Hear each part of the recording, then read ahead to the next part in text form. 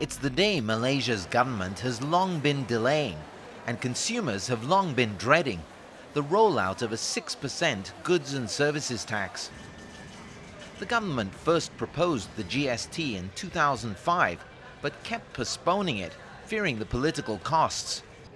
With only about 1 in 7 working Malaysians paying income tax, and the government relying on oil and gas royalties for up to 30% of its revenue, economists say introducing the GST isn't just prudent, it's vital. The government would have sufficient revenue to actually spend on welfare, spend on infrastructure, on education and health. So the wider tax base will enable the government to actually provide more for the people. It will also help keep a lid on the deficit. But it's proved a hard sell to ordinary Malaysians who worry about the rising cost of living, especially with the Malaysian currency having dropped sharply in recent months. Reports of wasteful government spending and dubious investments haven't helped win people over.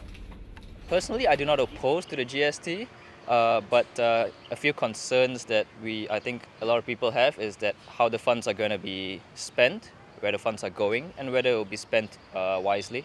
I think this government has tried to do something, but it has to show some results. It has to show it's serious about corruption. It's got to show it's serious about how you award contracts, open tenders that have been talked about. We want to see more of it happen. That's the way to gain the confidence. For the government, the timing is fortunate. Falling oil prices mean the government has to diversify its revenue base more than ever. But lower oil prices have also dampened down inflation, and economists expect the GST only to add about 1 to 1.5 points to the consumer price index. Consumers here will be hoping they are right. Rian Maelzer, CCTV, Kuala Lumpur.